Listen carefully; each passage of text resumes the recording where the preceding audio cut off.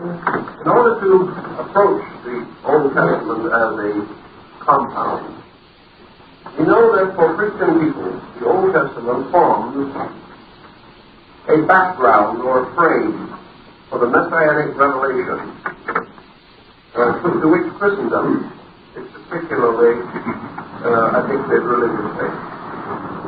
This is entirely a different viewpoint from that of the Orthodox Jew, who does not regard the Old Testament as reading a complementary volume or work. He is willing to admit that particularly the prophetic books of the Old Testament do contain intimations or announcements of the coming of a Messiah. Christian theologians have assumed, rather dogmatically, that these intimations and implications refer to the advent of Jesus. Here, of course, is one of the major points of difference between Judaism and Christianity. This attitude is not acceptable in general to the Orthodox Jewish scholar. He points out many elements of the Old Testament account which would sustain his position that the New Testament is not a fulfillment of the Old. That the two books have been brought together for other purposes, or at least have achieved a different purpose. In survey, we must remember that the New Testament, as it stands, is essentially a moral historical document. It deals with the life of Jesus of Nazareth, and to a degree of the lives of his immediate disciples and apostles. It passes into the Pauline epistles and gradually develops a related field of literature. It is a powerful moral work. It is a tremendous statement of mystical faith, and it is a strong and definite revelation of religious ethics. If the New Testament is deficient in one particular, when compared with most of the sacred books of the world, it is deficient in cosmology. It is deficient in anthropology. In other words, it does not carry into its own substance any essential description or explanation. For this reason, the Old Testament forms an appropriate background. It answers certain questions concerning the race and the nation from which Jesus came, the beliefs of this race, the unfoldment of their religious and political psychology, the rise and fall of their national existence. And furthermore, it gives us a broad picture of the psychological structure of the Jewish people of that time, and of their religious problems, and of their general attitude towards the essentials of spiritual life. But it should be included seems to be more than justified for the words of Jesus himself, when he proclaimed definitely that he came not to destroy the prophets, but to fulfill them. And in order that the position of the prophet whom he came to fulfill might be understandable, it was almost inevitably necessary to link the Old Testament and the New. The Old Testament was not written originally in the same language as the New Testament. The linguistic difficulties in the older Chaldaic Hebrew are far more ponderous and numerous than those of Greek. Up to the present time, no really ancient manuscript of the Old Testament in the Jewish writings is known. Nearly all of the so-called scrolls and Pentateuch, now to be found in synagogues, are translations and retranslations from the Greek. The oldest manuscripts of the Old Testament are to be found in the great Greek manuscripts of the Bible, the Sinaiticus and the Vaticanus. These manuscripts, dating from about the 3rd century, are the oldest comprehensive group we have. There are earlier fragments, but they do not give us too large or full an understanding. Thus we know that we are confronted with serious problems of language. And we must gradually recover from our popular belief that the Bible was written in the King's English at the request of King James I of England. It was not. This is an exaggeration. The Old Testament was probably revised or codified sometime about the 5th century B.C. There is a strong record, or tradition at least, not unassailable, let us point that out, but still rather strongly defended, that the earlier writings were almost completely destroyed, and that during the time of Ezra, a group of scholars forming a rabbinical college, working together, perhaps under the leadership of one or two of the older patriarchs, rewrote or revised and brought into an integrated form the earlier and lost manuscripts of the Jewish people. Now this may or may not be a defensible attitude or belief, but it is certainly traditional and has been in existence for a long time. Nor is it essentially unreasonable, for it is quite possible that a religious literature in Palestine 1,000 years before the beginning of the Christian era was highly respectable. In those days, manuscripts were very few, and copying was an exceedingly difficult undertaking. Therefore, it is quite possible that not many manuscripts of the Torah, or of the prophetic books, or of the literary works, were available. These could either have been lost or so hopelessly misplaced that they were not available. This point, of course, is also strengthened by the fact that we have never discovered any of them, and therefore they could not have been especially numerous. We have many, many copies of Egyptian manuscripts going back as far as 3,000 or 3,500 BC. But we have no such available manuscripts relating to the Old Testament. Thus it is quite possible that the literature was exceedingly limited in amount and perished, or nearly perished, in the numerous vicissitudes which afflicted the tribes of Israel. So much for its basic historical orientation in the limited time that we had. The second point for consideration is the authorship of the Pentateuch. The Pentateuch is generally referred to as the 5 books of Moses. We have, however, no absolute proof that Moses was their author, nor do we gain such an evidence or proof from the reading of the books themselves. Most of the writing is in the third person, which, however, is not again concluded because of the grammatical form used at that time. We do not, however, have the internal or sustained traditional evidence to prove that Moses was the actual author of these books. He is the traditionally accepted author. It is not impossible that he did write them. It is one of the religious but uncertainties which is as yet unsolvable. Some groups, composed of rather adequate scholars, are inclined to favor the belief that Moses did write these books. There are others who feel definitely that he probably did not. Then there is a third group, occupying a more or less middle ground, that point out that according to the custom and propriety of the time, Moses undoubtedly would have made use of scribes. In other words, he probably would not have written the books with his own hand.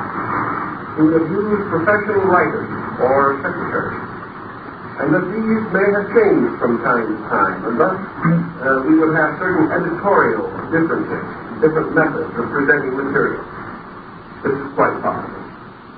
Also, we know beyond any reasonable doubt that although we might attribute the authorship of the Pentateuch to Moses, that there are fragments, sections, and parts of it that are almost certainly derived from older sources. Some of these sources may have been Egyptian. Some of them may have been oral traditions of surrounding tribes and groups.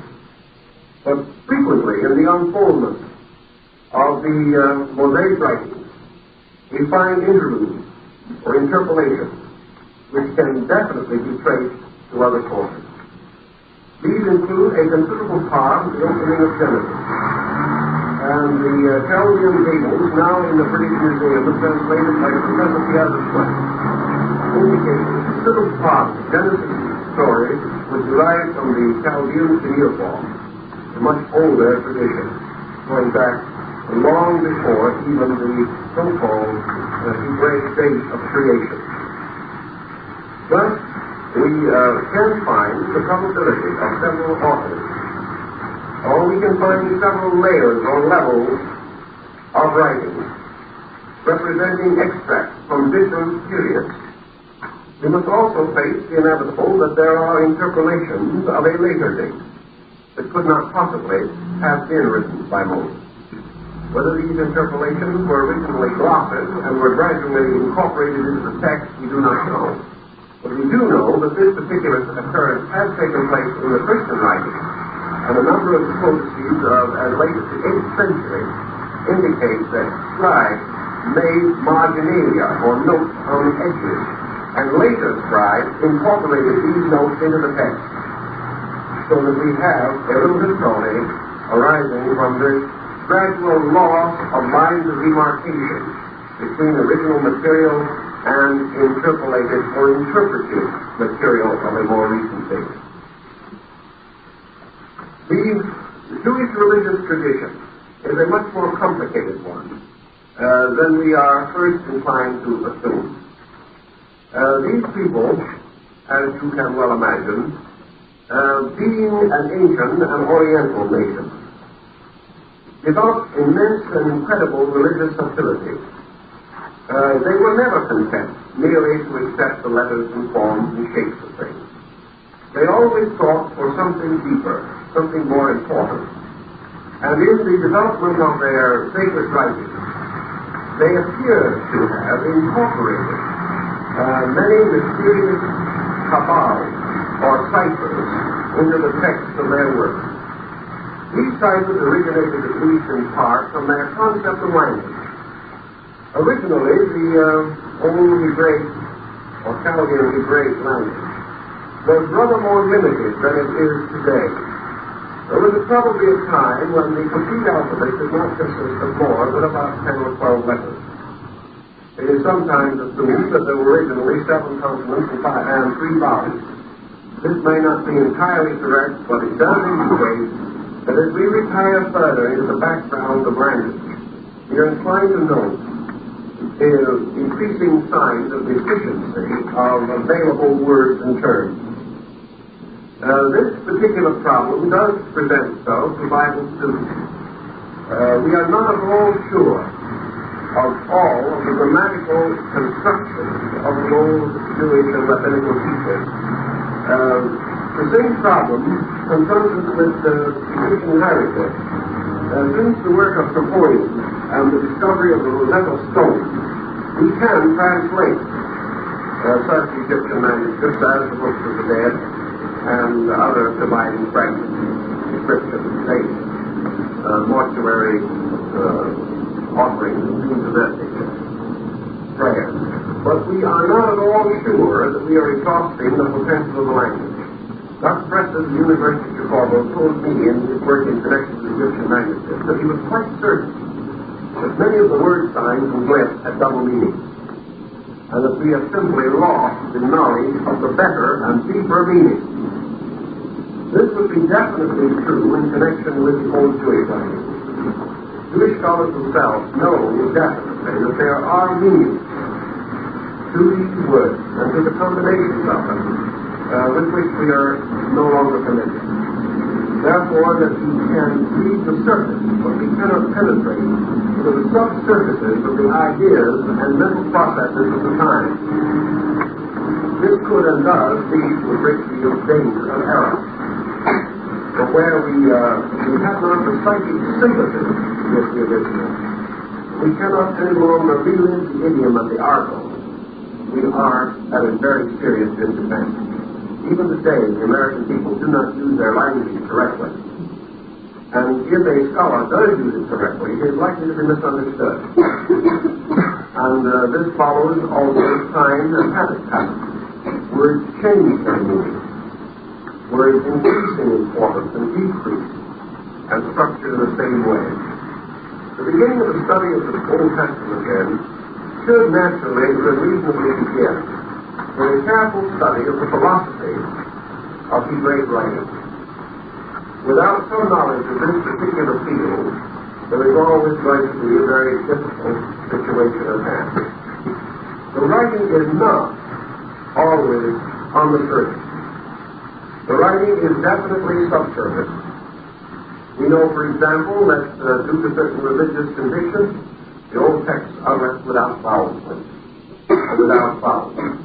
And the later development of diacritical marks does not indicate any sure knowledge of where they belong or how they should originally have been used. Thus we have only traditional forms, and even these change from time to time. The Hebrew writings, or the Chaldaic Hebrew letters, have a common origin, and it is rather important to give a little thought to that as we go by. I'm not going to step down that far. More accordingly, some basic letter of the Hebrew alphabet is a tiny little mark that resembles a comma. It is called a yod. It was made like that. Now this letter, actually, as far as we can learn, means a flame. In other words, the entire alphabet is composed of combinations of flames. Now in this we begin to find, for example, something that I have often believed and long suspected, namely, that the Hebrew scriptures are very largely books interpreting the basic concept of Jewish philosophy which is in the letters themselves, and not in the writings which are composed of these letters. Now the original letter is susceptible of appearing in numerous patterns and forms. We can take one of these yods in this way. We can add another yod to it and another yod to it, and we have the Hebrew letter A. And this is really composed of three flames. Now what does the letter A itself mean in Hebrew? It means fire. Therefore, it is the beginning of the alphabet. It is a restatement of the strange belief of these people in the association of letters and fire. James Gattaro, who was the astronomer and scholar extraordinary to Cardinal Richelieu, believed that these flame points and the original structures of the letters were derived from the constellations. In other words, that these little flames represented stars. And in certain early forms of Hebrew writing, we still find them represented as star forms. These then constituted the original of the handwriting on the wall of heaven. Now, if we consider the fixed stars and their groupings to form the consonantal letters of the Hebrew language, then we are not very far off either when we suspect that the planets moving in the orbits of the constellations became the vowels. And as these vowels constantly change their relation to the consonants, it is conceivable that an endless group of words can be formed. And that these words change because of the motion of the vowels through the consonantal form. This is a very old belief, by the way, and perhaps is of some interest to us. Now, in the early Pentateuchal writings, we have the Hellenistic form of the name of God, which is also very important to us at this particular stage in our studies, because the name of God is written in this form, the yod and the final end. Because it is written from left to right, and consists of A-L-H-I-M. We generally pronounce that as Elohim, or more perhaps correctly, Elohim. Now it was is the Elohim that in Genesis moved upon the face of the deep. Because up to that time, the other God form which was to finally take its place, and which was to then continue throughout the entire Bible.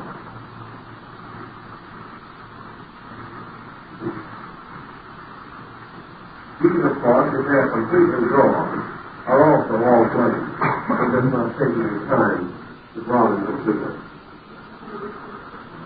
This form, of course, is the IHDH, which we translate Jehovah, or God, but which the Orthodox Jew in the old days never pronounced at all. Whenever he came to this name, he used another name or another word, in order that the name of deity might not be spoken or profaned in any way.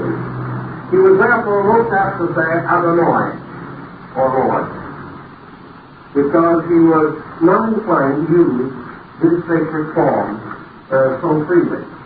Now let us, for example, change this pattern for a moment, and let us begin here and rewrite. I'm going to do it rather, quickly, because I don't want to take you time.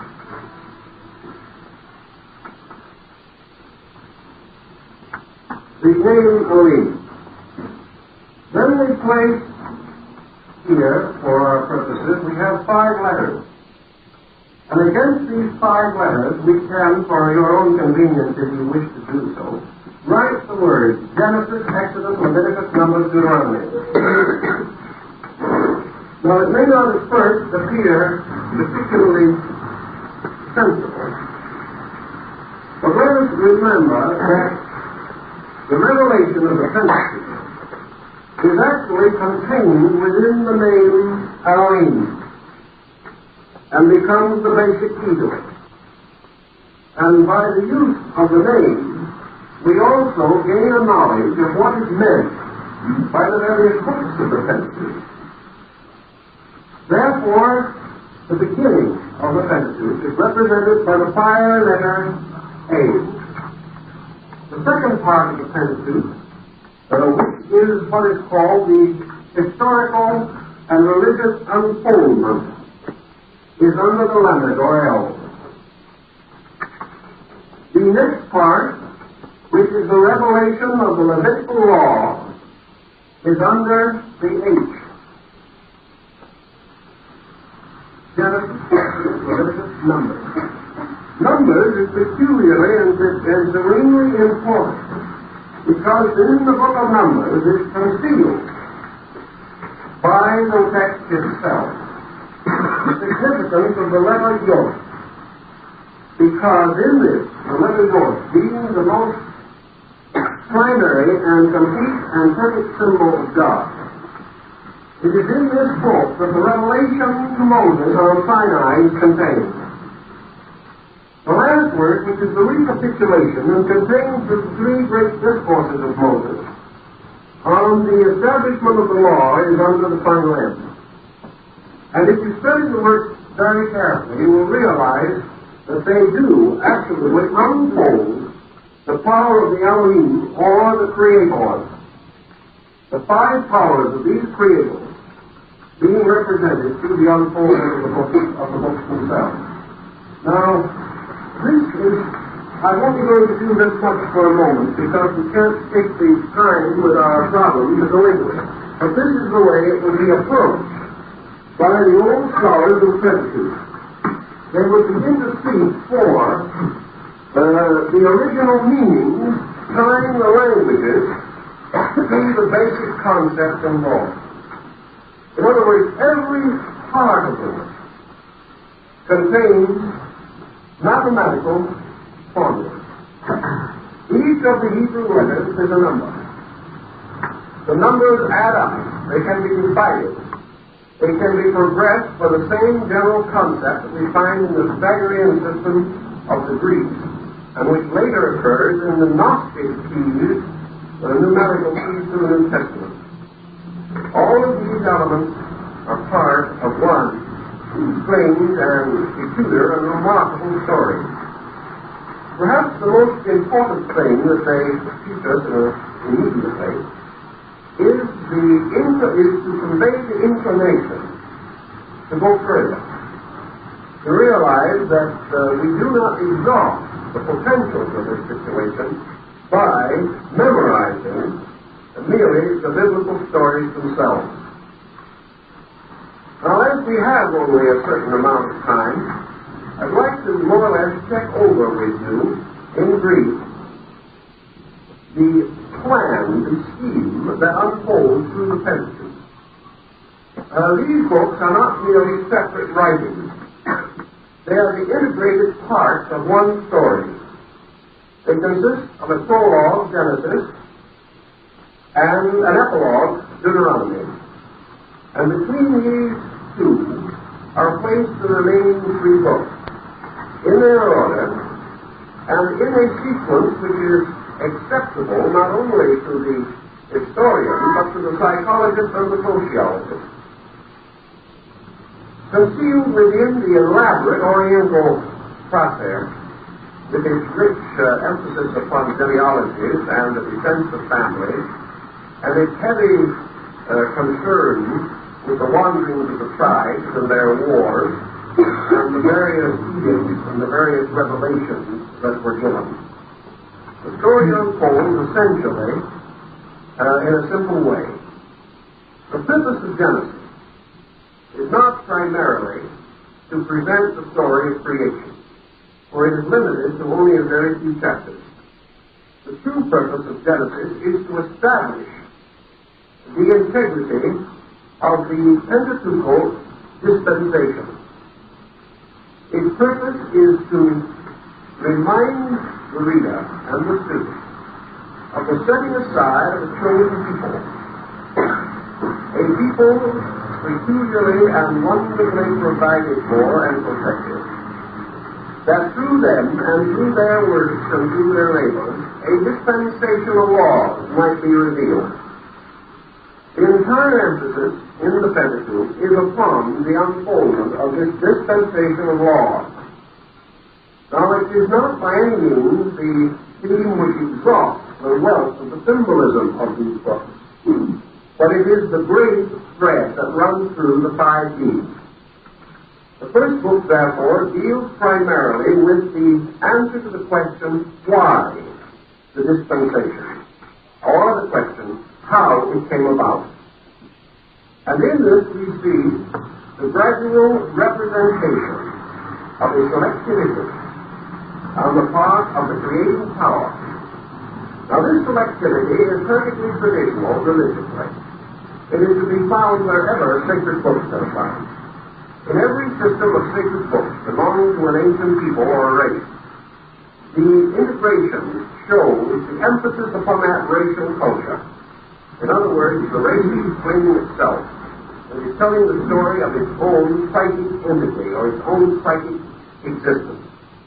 It is telling us the deepest motivations which it can comprehend for its own creation and perpetuation. Thus, in the works in the book of Genesis, we also have a moral or spiritual situation established, by means of which the rest of the Pentateuch becomes inevitably necessary. In other words, wherever we develop a concept, we must create a pattern. And the concept becomes the basis of the precept, or that which naturally and inevitably follows it.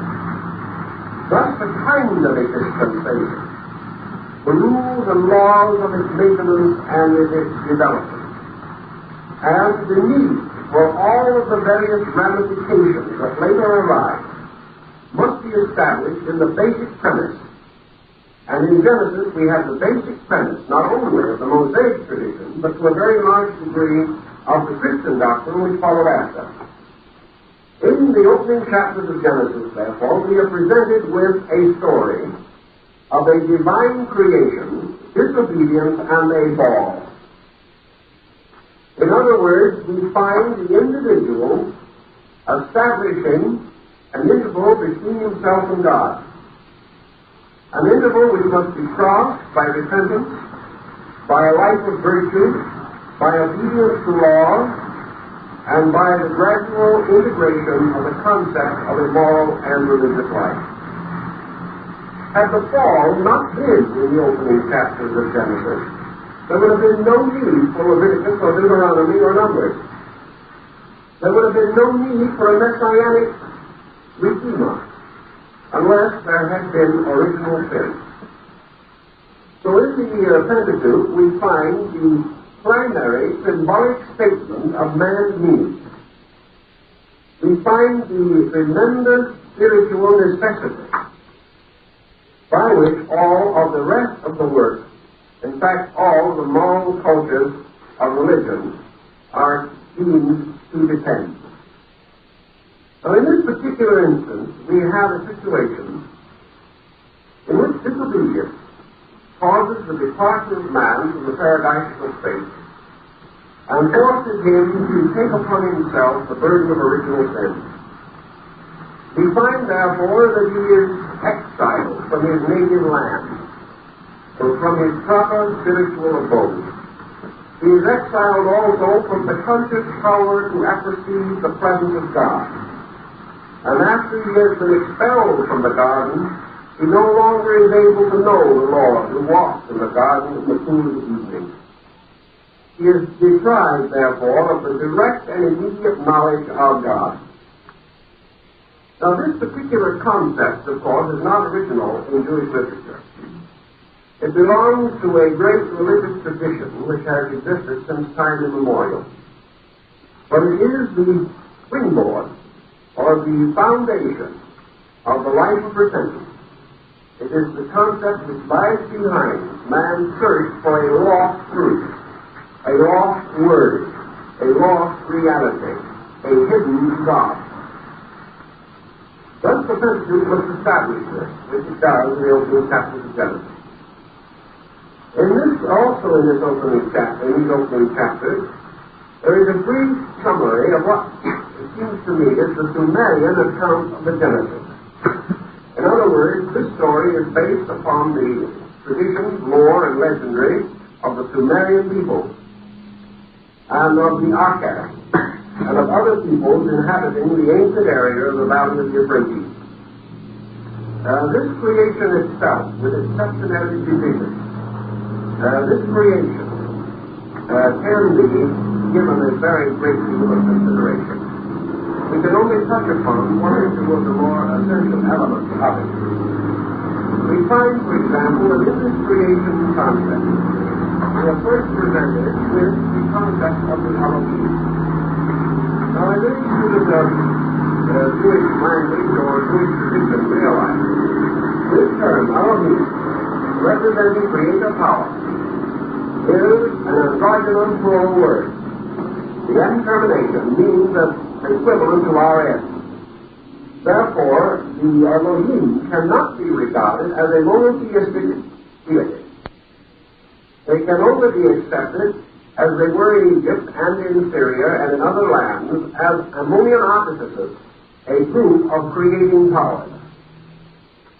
And in this, we also find the revival later, which has often been assumed to be an empiric form, but which does not necessarily follow from the Jewish writings.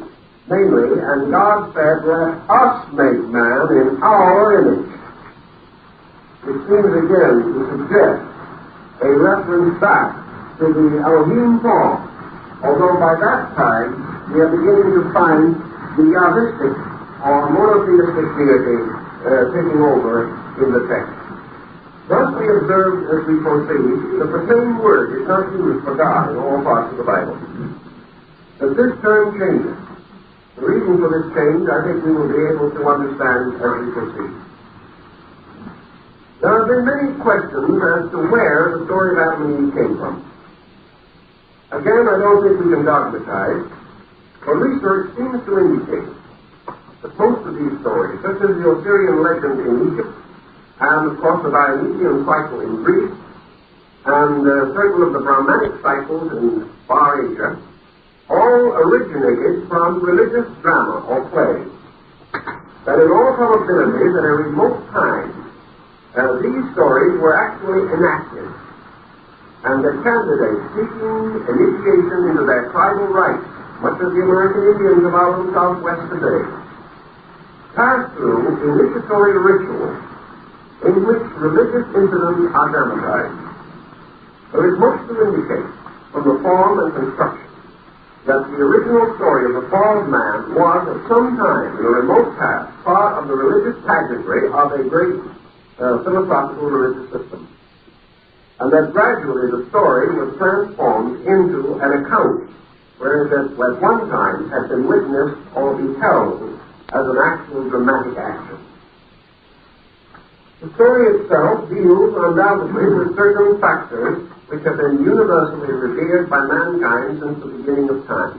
The study of the name Adam, like the study of the name Eve, also tells us that we are not primarily dealing with people.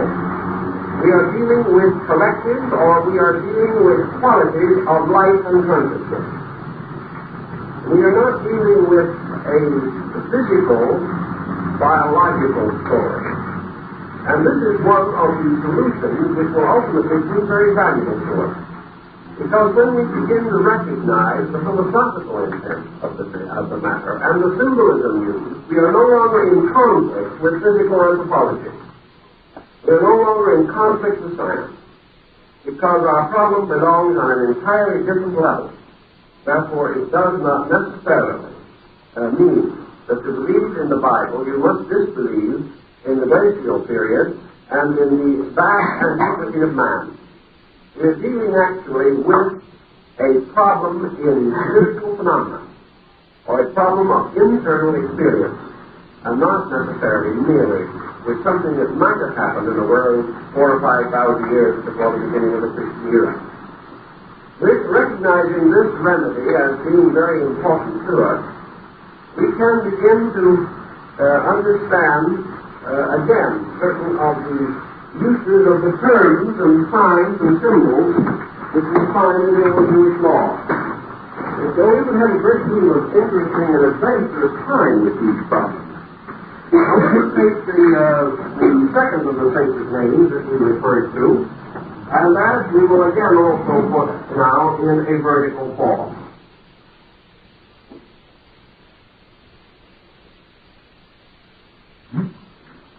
You have to be very careful not to connect this letter here. If it connects, it becomes a different letter. But now we have the four letters of the name of Jehovah, or Yahweh, or the Lord, placed in a vertical position. The moment they are placed in that position, you see that they form the human body. It's very obvious. Now there's an interesting statement in the Bible that the man is the head of the woman. Have you ever really caught that? It's a very peculiar statement. All right. And that can cause a lot of trouble in one way. Because we don't believe that anymore. But here let us say that we go back to the old rabbinical law, and we take the head away. What do we have left in Hebrew? We have H, D, H, or E, D, E. Therefore, we have, a strange problem. If we take away the head, we have the woman left.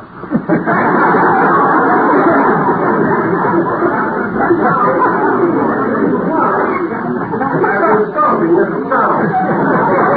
Let's not worry about this, because actually we have a very deep and wonderful mystery contained within this story. In the ancient methods of study and writing and so on, the use of these Kabbalah forms are tremendously stimulating and interesting.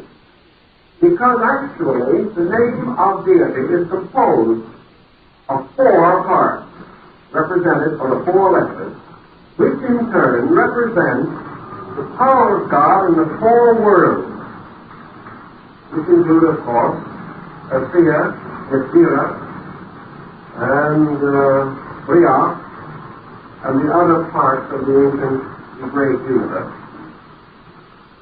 The symbol of Eve became, in the ancient Hebrew, the symbol of the world soul, or the psychic nature of man. And of course it is in this context that we find the division used in the Bible. In the great commentaries on Genesis, found in the old Jewish writings, we find, according to the story, that Adam was created androgynous. That he consisted of two bodies back to back. And the so-called creative act consisted of the separating of these two bodies, each of which faced a different way.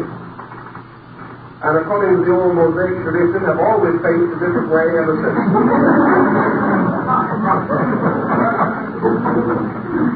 Against these two, each facing a different way, traveling as far as they can apart, they will ultimately meet. Because they must inevitably travel in the great circle of absolute, or the tremendous cycle of time. So that the further they apart they get, the nearer they come together, which the old scholars knew at a very ancient time. They realized, as Einstein later demonstrated, the curvature of the continuum, and that anything continuing forever in a straight line will form a circle. So in the Old Testament and in all these writings, Eve, the mother of the living, and the great symbol of the creative psychic power of deity, was an essential attribute of deity, which was transferred in the formation of male and female from the universe to man himself. So that in a mysterious way, deity was divided to form man. And the reformation, or the union of man as male and female, restored deity. It is we're getting into rather deep water, but the philosophy of each step of this is deep, and leads us almost inevitably to realize that the Bible is a very wonderful work if we can understand it. Now, in the beginning, according to Genesis, the spirits of Elohim moved upon the face of the deep. That is, a tremendous creative power moved in the form of the fiery whirlwind. In the Greeks, it is said, the universal creation was the result of the striving of ether and chaos. And in the East Indian philosophies, we have the same concept in the formation of the great age of the Hiranyagarbha, which was formed out of the whirlings of space. And the striving, or as it was called, the labors or bearings of space, resulted gradually in the emergence of a conditioned existence out of an unconditioned existence. This is far better in the actual Jewish than the translation that we have in English. For much nearer to the meaning it would be in the first chapter of Genesis. Out of the everlasting, we say in the beginning. But more correctly, it would be out of the everlasting. The male-female creating powers fashioned or caused to emerge or generated of themselves the substances of the superior and the inferior creation. In other words, they brought forth two things, like the gold and silver hemispheres of the great age of change in Greece. They brought forth differentiation. In the Pythagorean, the one telling to the two that become the basis of diversity. So in the beginning, an unconditioned and eternal state was divided into conditions. And in this condition which first existed, there was that which was inner and that which was outer, that which was superior and that which was inferior, that which was above and that which was below, all in terms of quality, not in terms of location. And out of these two polarized principles, called ether and chaos by the Greeks, there were fashioned or caused to come forth the mysterious principle of creation itself. Creation, in order to exist by the rabbinical code of the old law, must first become unbalanced. Space must unbalance itself, creating a superior and inferior, an abundance and a privation, a this and a that. And out of these imbalances, the great motion toward equilibrium began, and creation is the motion toward equilibrium. Thus we have in the Safar Zohar, the books of the splendors, the old statement that unbalanced forces perish in the void. Thus passed the giants and the kings of Edom of ancient times. Unbalance is in itself inevitably destructive. Therefore, the moment it comes into existence, every resource of the universe moves toward equilibrium. Unbalance cannot be permitted to continue. And yet unbalance is the dynamic. Unbalance is therefore original sin, because it is the only thing in the universe that requires and demands and must have immediate correction. Therefore, the moment unbalance exists, every potential of nature moves towards the restoration of equilibrium, or the restoring of harmony. So in the beginning, the mysterious scales, which we find in the Egyptian mysteries, tipped, and in the tipping of the scales, objectivity was created. This tipping of the scales was the loss of totality, the breaking up of complete integration or wholeness, and the establishment of relatives in the place of the absolute. The moment these relatives were engendered, the moment relationships existed, they, in the words of the Greeks, they hastened toward each other to form again reintegration or reorganization. In the Hebrew tradition, it is taught that these two opposites, having become what we would term spirit and matter, or life and the absence of life, or relative absence of life, because even these old physicists were well aware of the fact that there is no total absence anywhere in nature. These lives, moving together, found that in the great cycle of existence, that they had built around themselves coats of skins, bodies, forms. The Hebrew word is almost the same as the Greek, and that is chiton, meaning a coat or a garment.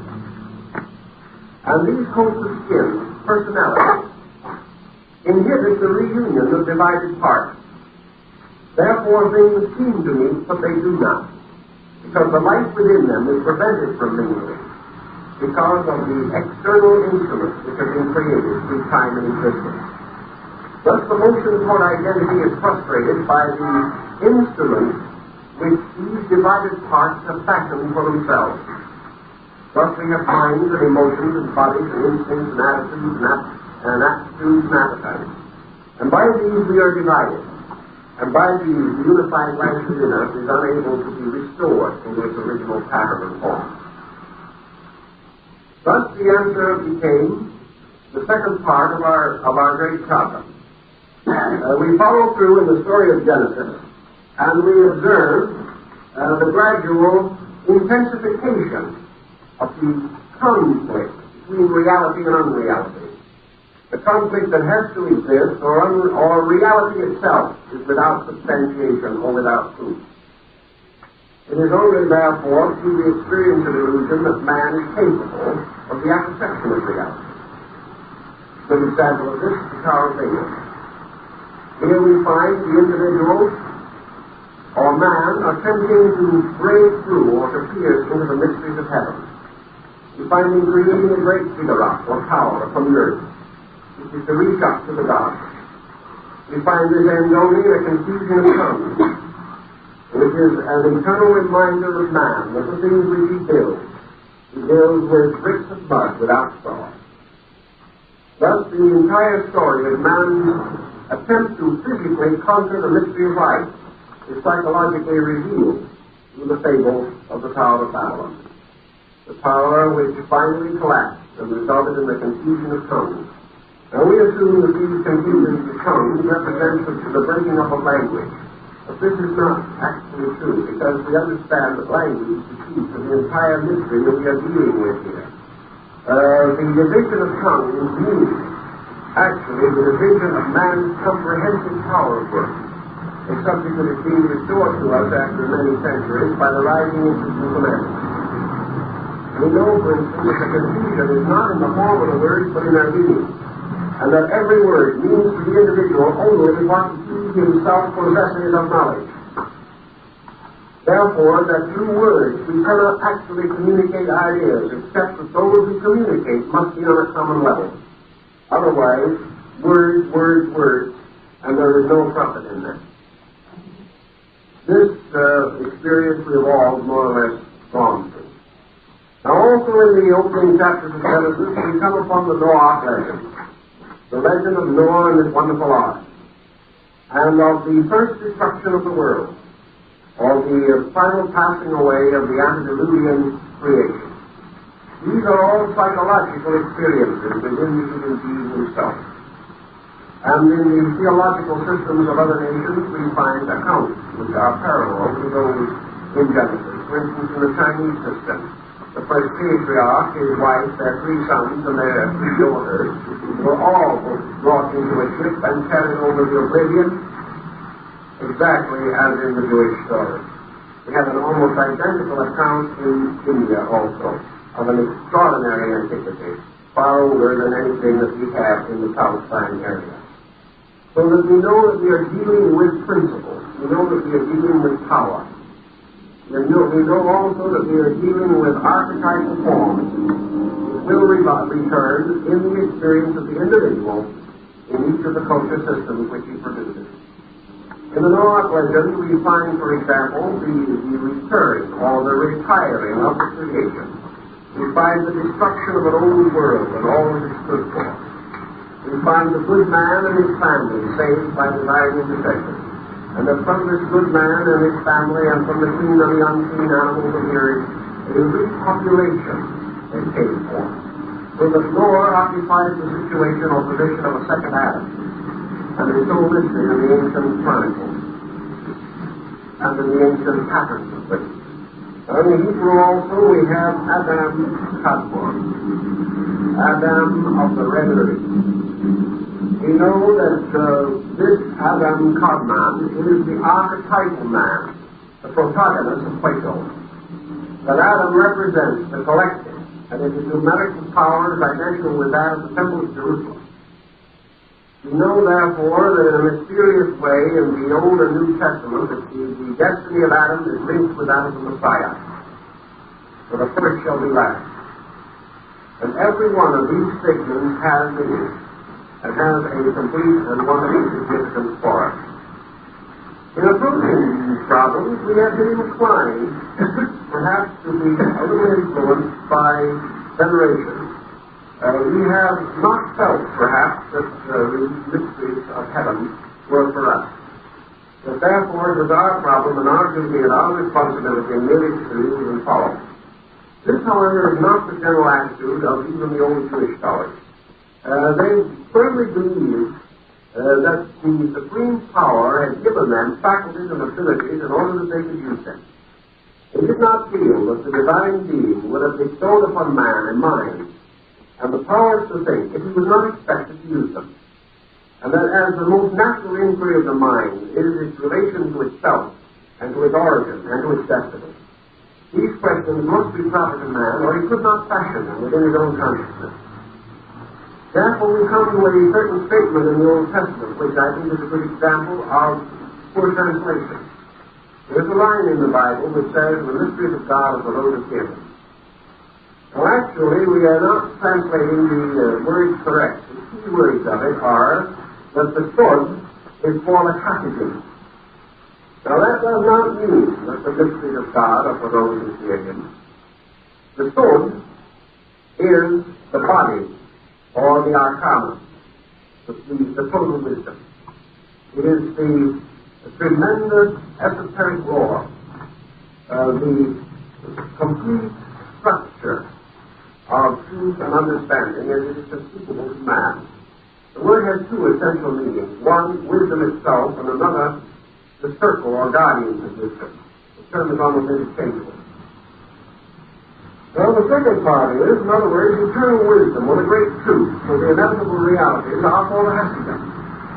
Now, the Hasidam, or Hasidam, represented the initiated of the ancient rites, those who were the advanced fleet, those who were privileged to enter into the Holy Place, those who had purified and practiced the disciplines and had dedicated their lives to God. Therefore, our word is not the mysteries of God for those who fear Him, but that the eternal wisdom is for those who are worthy, who are dedicated, who have made the necessary advancement and proficiency, and are in themselves enlightened and consecrated. Now that is quite a different meaning, because there is no part of the statement which implies fear. It implies entirely devotion, integrity, and attainment. Thus we have followed for a long time certain misconceptions which can and do affect our ability to understand the basic situation. Go on then also, we have to pause for a moment now and consider the life of Moses, because of his tremendous place in this entire concept. The word Moses we consider to apply primarily to a man, and we are looking somewhere in the story, in this conflict between the Jewish scholars, the Christian scholars, the modern scientists, and the unbelievers, who are all more or less lost on these problems. We are looking for the true meaning of this. Now, we have no reason to doubt the historicity of Moses. In other words, we can by no means question or fail the probabilities of his life. But wherever we find a human and natural person involved in a religious mystery, or incorporated ultimately into a scriptural writing, we find certain changes made in the physical or historical story of his life. We find that he is gradually transformed into an archetypal form. In other words, he must be more than a person. He must be the embodiment of the doctrine which he brings. So by degrees, step by step, his human attributes come to be generally ignored. Little by little, he emerges only in his archetypal form. They're no longer primarily interested in the normal daily occurrences of his life. They are not interested in his personal mistakes or his personal limitations. Gradually, he assumes the form of the universal embodiment of a doctrine. We know this occurred in the case of Moses. And we suspect, therefore, that we do not even know the name of the man with whom the story is now associated. Moses is a combination of letters, and is a very important combination of letters. It is almost too important to be a name. It is too fortuitous to be a name. Because all we have to do is follow a certain rule of the ancient Jewish gematria, and rearrange these letters according to a formula. And we have, instead of Moses, Samach. And the moment we have Samach, we have the sun. So we know that Moses is the soul of deity. We know, therefore, that he has been gradually associated with the sun cycle. In other words, that there is lurking, concealed somewhere in this story, what we know today as the astronomical mythos. We know that Moses is therefore also an embodiment of the symbolical principle for which the sun itself stands in nature. Because even the alternative so-called sun worshipper did not and never did worship the physical body of the sun. He worshipped a principle. He worshipped the principle of life. He worshipped the principle of truth, which is inner life. He worshipped the principle of reality, which by its own existence dispels darkness. In other words, sun worship is light worship. Light worship is a symbolic statement of truth worship. It is the statement of man's concept of the victory of mental, spiritual, and physical life over ignorance, darkness, sin, and death. It can always exist.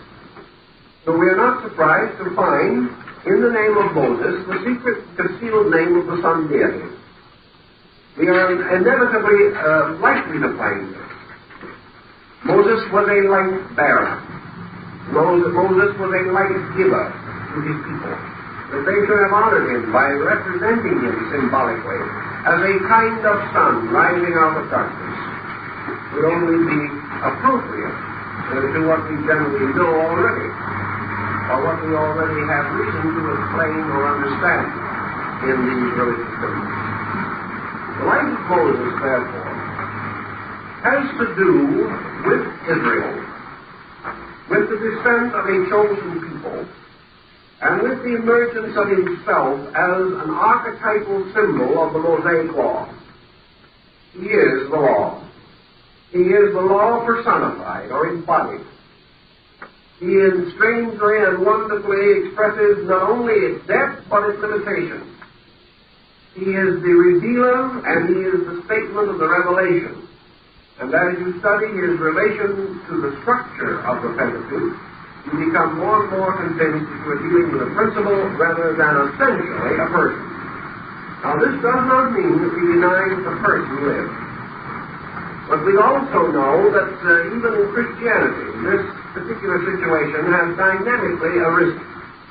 In the 4th century, one of the popes said that the 25th day of December is not so sacred for the birth of Jesus as for the annual birth of the sun.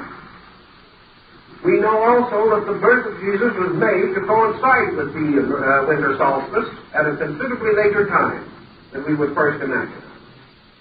We realize that all of these stories finally do tie with an astronomical phenomenon that was noted and recorded at a very early date by primitive people, most of whom were involved in what we call astrology, or the religion of the stars, the religion of the bodies moving in the heavens. In fact, it is clearly indicated in the vision of Ezekiel, and in parts of the vision of Isaiah, and many others of the early prophetic and literary books of the Bible. Moses, therefore, must be understood as representing the archetypal concept of law. He is the law. And the story of Moses is the story of the law unfolding in a people. And it is also the story of the revelation of a great moral code. A code that not only we should examine, but the basic reason for which we should try to understand. Now with Moses, as with most of the other characters which are involved in the Old Testament story, we see a descent also of beliefs and traditions. Moses found in the bulrushes. Moses raised in the land of Egypt, which is the symbol of darkness, always in the biblical account. The same as the city of Babylon in the stories or the famous theological writings of St. Augustine. Always the city of Egypt represents matter, darkness, ignorance, materiality. It represents the same in the story of the prodigal son, which is another example of the same basic idea. The prodigal son goes into the land of Egypt and wastes his substance in riotous living, and finally returns to his father's house, where he is forgiven and the fatted calf is offered for him. These stories all have to do with the cycle of life, and with the cycle of the revelation of consciousness and form. And on that psychological level, they are tremendously important. Now, if you will look back at the different doctrines and beliefs, and even the fairy tales and legends that you have enjoyed and known through the years, you will find the constant repetition of the Moses figure. The Moses figure, for instance, is the angel. We always think of him in the magnificent form that is represented in the statue by Michelangelo. We see this great bearded angel. He looks almost like the proverbial concept of God himself. We see him leading his people through the mysteries of the wilderness. We see him leading them out of Egypt, the parting of the Red Sea, and all of these stories which will later have much more meaning to us. We find him also bringing them ultimately to the Promised Land, and there on the lonely hill of Moab, this great teacher and leader of his people lies down to sleep with his fathers. He is not allowed to enter into the promised land because of a sin which he committed, because he broke the faith with God, because he broke the tablets of the law, and because he doubted when he struck the rock with his wand. For these things he might not enter in, but he was permitted to see this land of promise from the mountains. And then he went to sleep with the angels. And the place knew him no more, and his body was never found. This interesting parallel story is itself a very interesting and wonderful story. In the Jewish legendary and lore, it is said that God did not send the angel of death to receive to itself the soul of Moses. The Lord came himself and took him home. And this is the concept behind this very strange and deep and wonderful story. But who was it that led the children of Israel into the promised land? It was Jehoshua, the son of Nun. Now, what is Jehoshua, the son of Nun? If you write it in Hebrew, you have exactly the same thing as Jesus, the son of the fish. Because the word Nun means fish. The earliest sign of the Christian was fish drawn on the sand. Known long before even the Christian communion knew there was such a thing as a cross associated with their religion. So the sign of the fish was the ancient symbol of recognition.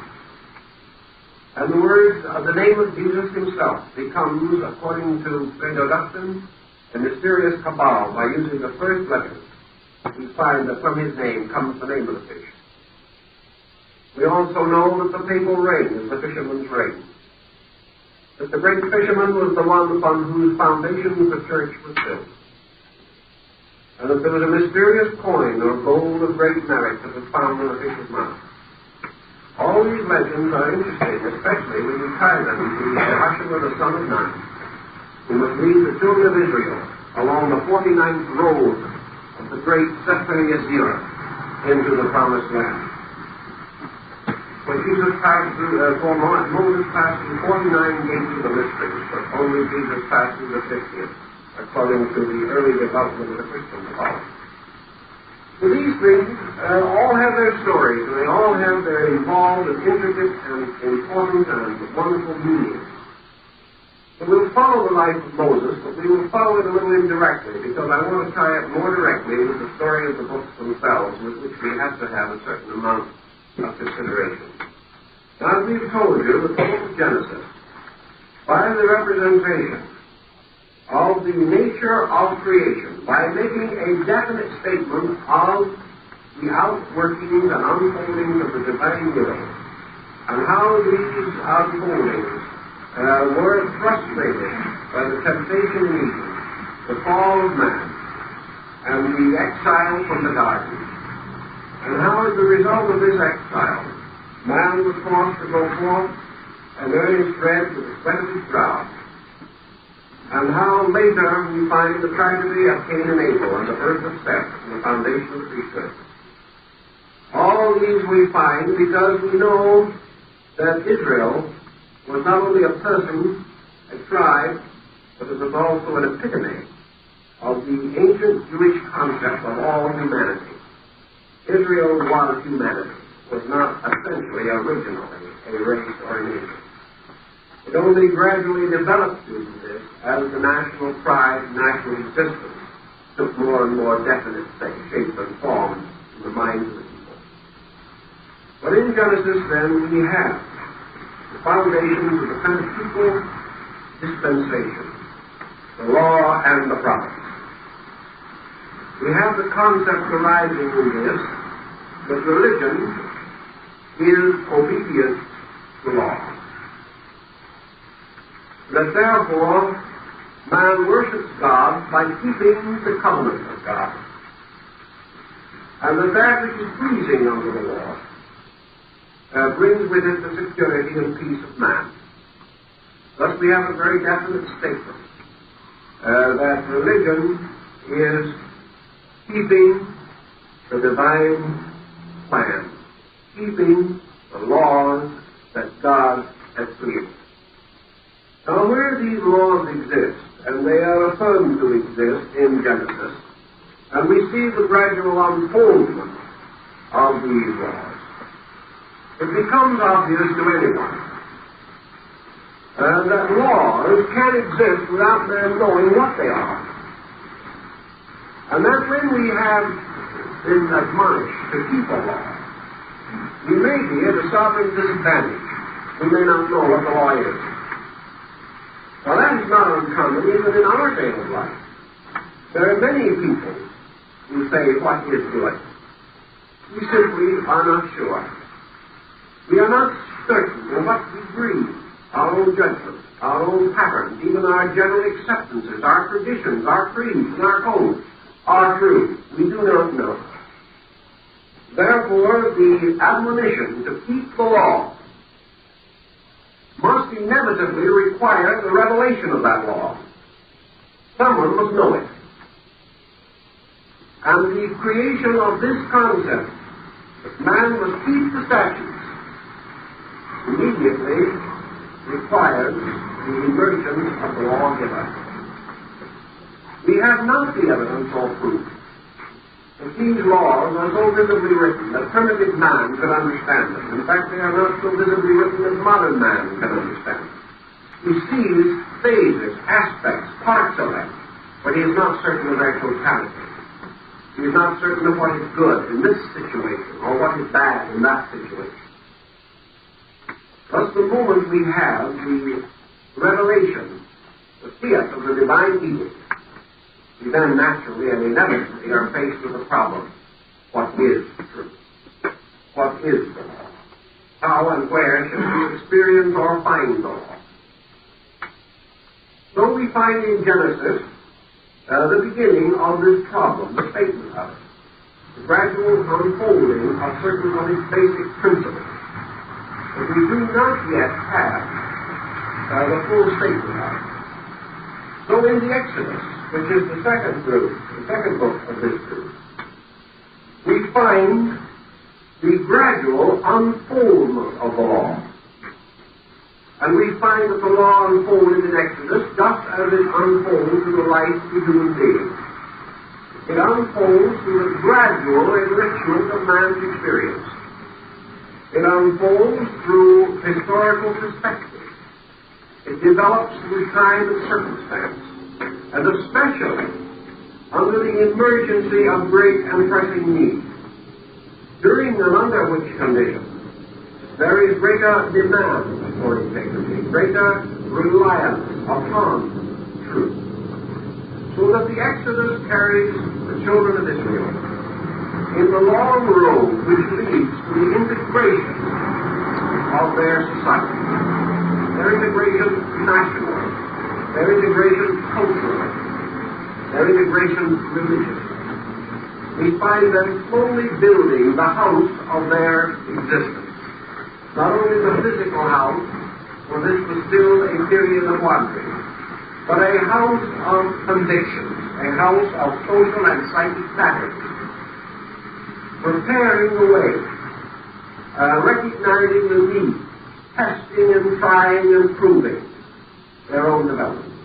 This book, Exodus particularly, is one of the most powerful historical psychological documents in the entire Bible, where it supports the general belief of the modern sociologist that the only way in which revelation is possible is through the gradual unfoldment of the native psychic entity of a people. That these people must bring forth from themselves that which is necessary to them. That revelation is therefore released. That it is knowledge, wisdom, understanding moving through a people, binding them, uniting them, and holding them into a gradually integrating pattern. This integrating pattern we see gradually take form. We have it interrupted by innumerable side deviations from the principal text. But by the time we end the study of the Exodus, we see a people emerging into a nation, into a united cooperative unit, a people forming a body. And as the body of man must pass through its infancy and through its early growth before it is capable of sustaining the soul within it, before the soul power is capable of moving through it and releasing itself. So, in the story of the Exodus, we find the gradual integration of the collective or the individual psyche. Its motion toward sufficiency and security suitable to receive further knowledge. And this leads inevitably into the third book, which is the Leviticus. And the Leviticus is nothing more or less than the immediate unfolding of the Levitical ministry as such. And here we find the body of the law slowly taking upon itself its own psychic nature. We find the law becoming the vehicle for the actual presence of an indwelling or an internal truth. We find, for example, the Shekinah column gradually moving. We see the integration of the tabernacle mysteries. We see the Spirit of the Lord hovering over the mercy seat. We know the Shekinah glory. And we know that the worship of the great archangel Michael, who was the psychopompus of heaven and the secret God of Israel, was gradually taking shape. So in the Leviticus we find the more complete, almost complete, revelation of the whole code, insofar as that code could be sustained and supported by these people. It was the motion of the people toward the integration of their great religious mystery system. It was in the cycle of Leviticus that we find the beginnings of the Kabbalah, the beginnings of secret knowledge, beginnings of the wisdom that is only for those who have advanced in the apperception of mysteries. So out of the people we find a priesthood. And what is a priesthood? Ever. The priesthood is always simply the symbolical pattern of man's own psychic possession. The soul within man is his priesthood. And the collective soul of a people is its priesthood, which must guard, lead, and direct the spiritual and material destiny of that people. So in Leviticus, the old dispensation, the law of the Pentateuch is ensouled and becomes a living thing. The breath of life in the form of the great religious overtones are bestowed, and the people is consecrated. It is united as one body of the Lord, as the hands and feet of the Eternal. Now in this also, we have a further problem. For as soon as man's psychic life integrates, what happens? Does he immediately become happy? Unfortunately not. It is not that easy. The moment the individual takes control of his own spiritual life or his own destiny from within himself, he faces the most difficult situation he has ever faced in his life. He faces what has been called the desert. This is the great place of wandering. So that we have inevitably Leviticus leading to Numbers. Numbers, which is that part which essentially deals with the story of the great sorrow in the wilderness, the great the struggle against worldliness, the struggle between the rising power of internal life and the darkness of environment. For it is only when the soul is enlightened that it is aware of the conflict or the contrast between itself and that which is not itself, that which constitutes the period in the wilderness. Therefore, the story, as we find it in Numbers, is like the initiation ritual of one of the old mysteries. It is the story of man's wandering. It is the prodigal son seeking again his father's house. It is also the story of Parsifal, the guileless fool, who, having forgotten or lost the way to the temple of Mount Allah, must wander in black armor for many years, seeking again his own mysterious spiritual heritage. This wandering through the desert is the substance and burden of the Odyssey and Iliad of Homer, because in the return of Ulysses or Odysseus to his own far distant native land, we find the story of the journey of the soul through the wilderness. And among the pietists of provincial Pennsylvania, here among the Dutch people, they had a society which was called the Society of the Woman of the Wilderness. And it represented the concept of human travail in darkness seeking for truth. This is essentially the story of the wandering of the tribes of Israel.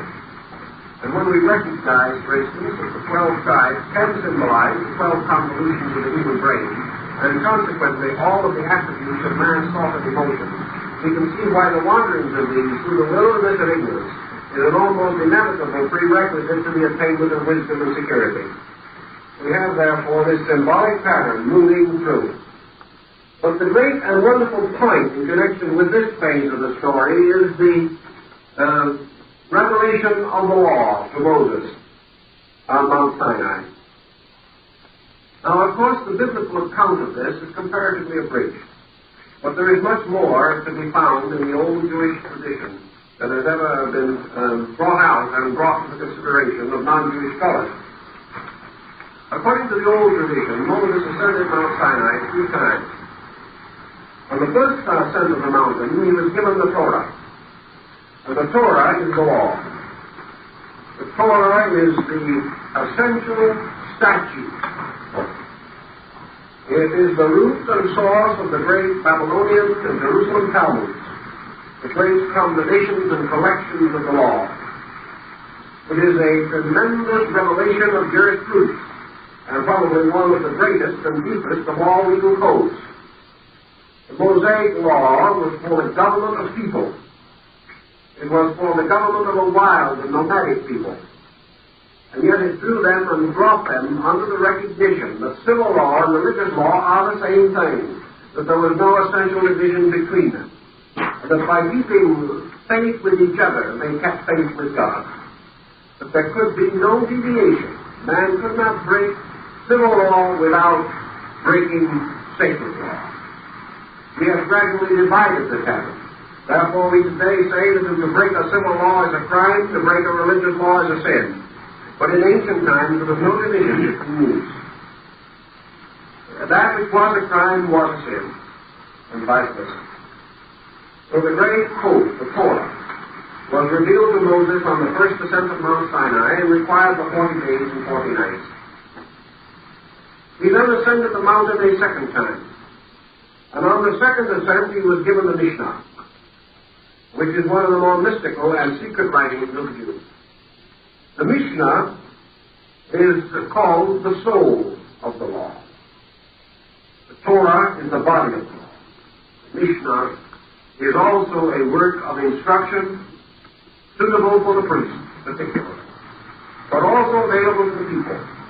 And it is called the soul of the law. And it is intimately associated with the ancient statement, the body or letter of the law killeth, but the spirit of the law giveth life. Therefore, the Mishnah was the soul or spirit of the law which gave life. Now, what is life in this sense? In the Mishnah, we learn that life is understanding, and that the cold letter of the law becomes warm with life when we understand the reason for the obedience that is required. That when we understand fully and completely, we no longer fear the law, but recognize it as the greater good. Therefore, our fear is gradually transformed into respect. And the Mishnah, which gives man the internal understanding of the Torah, and brings this law to life in him and for him, causing it to become a directive of a conduct pattern based upon a rich and warm ideal. This is properly and appropriately called the soul of the doctrine. This is the law for those who are learned, for the thoughtful. But we would say today that it is the revelation of the law for the individual who wishes to live better than upon the surface of things. We might term it mystical, philosophical. We might conceive it even to be psychological, because it is something which makes things more real, more true, more valuable. The third time Moses ascended the mountain and remained again for 40 days and 40 nights, he received the Kabbalah, the secret doctrine of Israel, the spirit of the law. He received in this way the great keys to the revelation. And in the Christian dispensation, the papal keys, which were supposed to have been presented to St. Peter, consisted of a silver and a golden key, and they are crossed on the papal arms even today. Well, the silver key is the Kabbalah of Moses. The silver key is the mysterious wisdom which unlocks all of the mysteries of the Old Testament. The golden key is the symbol, in this case, of the key which unlocks the mysteries of the Messianic dispensation. So the gold key unlocks the mystery of the law, the golden key unlocks the mystery of grace.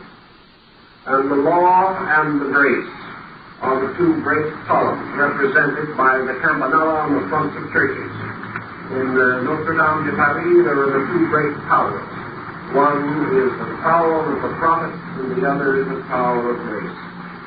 But man shall enter in between law and grace, which is appropriate and proper to this mystery. Moses, in receiving the Kabbalah, received the great keys of Gematria and Notaricon, the method of unlocking the secret riddles. He became aware of the meanings of all of the words, and he received also the Sefer Hedibrim, the book of the words, by means of which all of these mysterious terms can be unlocked. He was then in the position that is described a little later in the early medieval period by Rabbi Moses ben Maimon, known better as Maimonides, the great Jewish teacher and priest philosopher. He declared that the mysteries of truth, like the human body, consist of three parts. First, there is the garment, which conceals the body. This is the Torah. This is the body of the law. Then there is the body, which is contained within the garment. This is the Mishnah, which is the soul. And then there is a light which is contained within the body. And this is the innermost. And this is the Kabbalah. And as a man, so a wisdom. It must be threefold in three parts. Its inner part veiled by its outer members. And its outer part are for all. The parts are for all. But the inner part is only for Asiyas, those who are dedicated eternally to the service of God. And the revelation of the Mishnah is through the prophets. And the revelation of the Kabbalah is through the saints. Or through the holy ones who have been sent by special revelation. And it is said in the old verse later that the secrets of the Kabbalah were entrusted to Solomon, king of Israel. And we want to pause here just a moment, because in referring to the Pentateuch, we are referring to the 5 books of Moses. And we are well aware, and the question has recently been asked us, what of the 6th and 7th books of Moses? There are 2 books that are generally found in paper binding and are Cats-a-Tonic publications that are called the 6th and 7th books of Moses. And we must pause for a moment on this particular subject. Because of the nature of the Jewish doctrine and the Jewish revelation, and because of its tremendous emphasis upon the septenarial division of the universe, there is a very ancient legend that the original books of Moses were 7, and that 2 were concealed or hidden. This was because man has 5 vowels, and a 6th and 7th partial vowel, represented today by 2 consonants, with partly vowel sounds. There is a 6th and 7th vowel. Man has 5 senses, but there is a 6th and 7th sense concealed within him, not yet developed. Also in the Bodhisattva doctrine of Northern Buddhism, the Mahayana system, there are 5 Jnana Buddhas, but there are 2 others hidden. For in the ancient system, there were always 5 revealed and 2 concealed. And the ancients said that this was according to the law and the body. For in man, there were supposedly 5 vital parts revealed and 2 concealed. And in the life of man, there are 5 parts which are regarded as perfect and 2 which are regarded as imperfect. And the creation itself requires 7 days. And all of these working together would lead to the assumption that the great Kabbalistic schemes from which the Mosaic doctrines originally received their form and final presentation may very well have possessed what were called the 6th and 7th books of Moses. There also are, according to the Oriental anthropologists, there are 5 races upon the earth, and a 6th and 7th yet to come. In the old system of astronomy, not our present system, there were 5 planets, a sun and moon, or 2 luminaries, which substituted the 2 physical planets which we have later discovered. The ancients knew they existed, but did not desire to reveal them. So this concealment of 2 in the midst of 5 is a very ancient formula of Kabbalah and related material. In this concept, it was believed that the 6th and 7th books of Moses were held in secret by a mysterious order which arose among the ancient Jews, and that these 2 books, because of the final failure of man to meet the challenge of the dispensation, were taken back to the heavenly college by the angel Raziel, and are no longer upon the earth, because man was not yet worthy of them. But that in the fullness of time, these other 2 books would come and would be revealed. And of course, the 7th book is the famous book without words, because on the 7th day is the great rest, or the Sabbath, or the eternal silence. So that the 7th book is the book of the great silence, the seals of which may never be opened. But what we call today the 6th and 7th books of Moses, and what are now in circulation, are really, I hate to say it because I'm not of a critical mind normally, they're just old-fashioned forgeries. They arose at a time in the medieval period when men's minds were greatly involved in witchcraft. And witchcraft and demonology did arise among the Jewish communities after the diaspora, or the scattering of Israel. Therefore, in the old Polish synagogues and in various parts of Europe, there were old rabbins who followed ceremonial magic, who tried to raise spirits like Faust of old.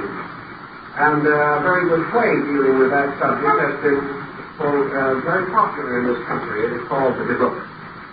And this is a story of the enchantment, of witchcraft, of the spelling of spirits. And it's not at all unlike corresponding stories found in the annals of the Inquisition, like the Maleficarum and other similar parallels. But the 6th and 7th books of Moses are in the class of grimoires, or books of magical formulas. They have no basic origin in the original doctrine. They would rather be said to be perversions or degenerations of the great basic principles of ceremonial magic. Ceremonial magic was part of Kabbalah. Ceremonial magic dealt with man's ability to control the powers of the universe. But these secrets were never revealed, and they cannot be bought for 25 cents in the nearest newsstand, I assure you. And I wouldn't become at all excited over the prospect. Now we turn again for a moment to the story of Moses. Among the important things that we learn concerning the story of Moses are certain legends relating to the revelation of the tablets of the law on Sinai. These revelations tell us that the 2 tablets of the law were what was called in that time the male and female tablet. In other words, one tablet had letters raised upon it, and the other had letters engraved into it, so that when the 2 halves of the tablet met, they became one solid stone. We are now assuming, of course, that on these tablets were originally written the Ten Commandments as we know. That is not essentially true. They were not so inscribed. In the oldest known form, the tablets contain 2 columns of letters, each tablet with 5 letters. These letters, in turn, contain the stenographic abridgments of certain words from which other combinations could be made. At another time, they contain the 10 names of the Sephirah, or the tree of creation, the 10 names of the 10 worlds, to each one of which a law or a certain truth was intrinsic. These tables were originally, it is said, upon a transparent stone. And this transparent stone, according to one account at least, was given to Moses by God out of a mysterious abode in heaven, and it was called a sapphire. It was an enormous sapphire. And when Moses broke these tablets, and in his repentance, he sought to restore them, he could not. Therefore, he copied the letters upon tables of stone. But the jewel which had been given to him in heaven had been shattered and lost, and the parts of it were returned to God. So this man had not the original revelation, but carvings of it upon stone. Therefore, according to the ancient Jewish mystery, we have to understand that by the inscription upon stone, we represent the material law. The law which says an eye for an eye and a tooth for a tooth. But that the law of mercy, because man had perverted it, was restored to heaven to wait for a better time. All of these little interludes coming into this story give it a great deal of richness and color and tremendous overtones, moral significance, spiritual mystery. Also, it is said that when Moses ascended the mountain, he found upon the top of the mountain a great cloud. And as he approached it, the cloud opened. And he saw in the cloud, in the form of the cloud, a great cave leading apparently far into the sky, a cave of clouds. And in this cave, a great light hovered and floated, and from the light came the voice that instructed him. And as we study the story very definitely, we study Mount Sinai, we compare it with all the world mountains and all the great religious hills and the mountains from which cometh our help. And we know that what Moses is trying to tell us is the story of an internal spiritual experience. And that the entire story deals with man's retiring into the innermost part of himself. There is an early work on Jewish anatomy, which was circulated in Spain during the 15th century, which shows the world distributed on the human body. And in this arrangement, Mount Sinai is located in the heart. Therefore, we are beginning to sense that in the wandering in the wilderness, that this mountain of help or strength is the heart. And that the heart again later becomes the symbol for the Ark of the Covenant and for the other mysterious symbols which are associated with the Jewish religious symbols. Thus Moses is telling us of a retiral into the innermost nature and the deeper parts of his own being. And the historical mountain is only a symbol of this other mountain. And Mount Ararat, upon which the ark descended, is also a symbolical mountain. For it is this mountain upon which the spiritual life of the race finally touches its material foundation.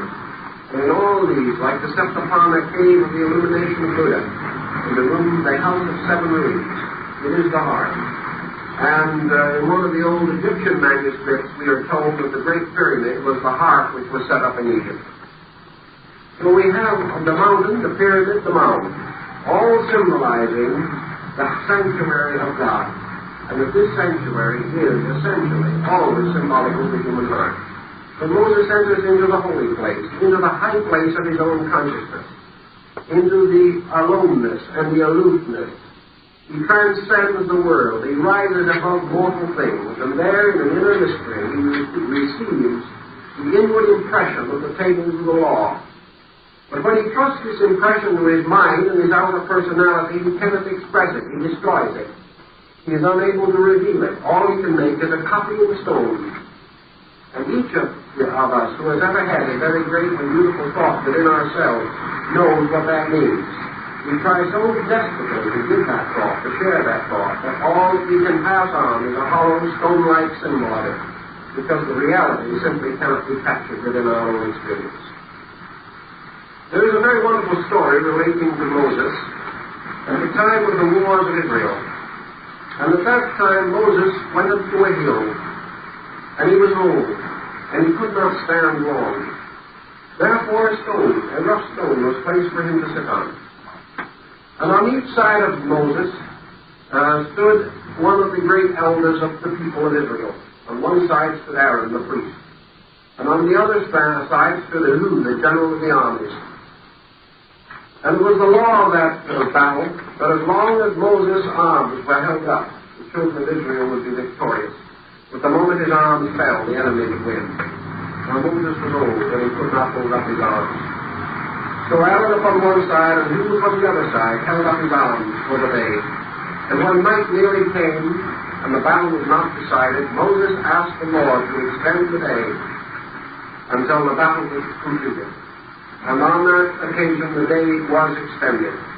And it was again extended in the time of Joshua, who was caused to make the sun stand still. But the story of Moses and his arms being upheld by Aaron and Hur is very, very interesting, because Moses is the law. If men uphold the law, they are victorious. If they allow the law to fall or to fail, all is lost. So that the priesthood upon the one side, which is religion, and the general of the armies, which is man's knowledge, his science, his material attainments, both of these must sustain the law, one on each side. And if they sustain the law, the armies of Israel will be victorious over the kings who would otherwise destroy them. And in this we have, of course, another evidence, a symbolic evidence, that we are referring primarily to Moses as the embodiment of a great code. Who keeps the law is kept by the law. Who breaks the law perishes from the law. And in this, the law of the prophets are fulfilled. So in these 5 books, we have the evolution or the development of these 5 steps. We have in the last book, Deuteronomy, we have the 3 great discourses of Moses, in which he gives to his people the full, mellow, and mature reflection of the law. He shows the law in its most natural nature, at one moment firm and relentless, at another moment kind and gentle, sometimes apparently harsh and tyrannical, sometimes appearing to work for darkness, at other times with every solicitude for the most sensitive and tender consideration. And this is how we see the law, one moment as a tyrant and one moment as a benefactor. And having given his final instruction to his people, or revealed itself for himself through this great priesthood which he created, Moses, because he was not yet perfect, was not able to go as far as the people he would lead. And so he went to sleep on the hills of Moab, and the place knew him no more. But we have here a wonderful inner statement. The law is in us. The law is an elder, a strange prophet, a patriarch, a voice of strength which comes to us in our own instincts. We are the children of Israel wandering in the wilderness. We have within ourselves the ancient one, the law, the tradition of our kind. And in the Mosaic dispensation, the emphasis is upon the great body of the law that has descended to us. It is the law that has come from the experience of our people, the experience of our race, from the traditions of the good and the wise and the true. And in each one of us, it is an archetypal form of law, an archetypal form which has come within our own consciousness and our own understanding. It is the law of the folk. It is the law of the race, the law of the kind. We are born in it. It is in our blood. It comes down to us from the first nutrition that we receive from our mothers. It is the law of our kind. It is the law of the jungle, of the plain, of the desert. It is the law that the animal and man both must obey. And this is the old law, the law which goes on forever, perishing, represented by the patriarchal concept. Now, it is against this law later, against the strange severity of it, that we find the rise of the Messianic tradition, not only among Christians, but also among the Jewish people themselves. For the law led inevitably to the prophets. And because the prophets were the ones who broke through the law, because the prophets were the ones who had the vision of a great release from the concept of law as dominance, release from the law as strength or pressure. It is because of that the prophets began to sing. It is because of this release that we have Isaiah. It is because of the problem, the burden of it, that we have Job. It also is the burden of the release of Ezekiel. And we find something of this new note, this really tremendous power in the songs of Ruth and Esther. So that from the law, a people passes inevitably from the acceptance, from obedience, from domination, towards a mystical release. And this mystical release we begin to consider in what we term the prophetic release. And I think that's about enough for one evening.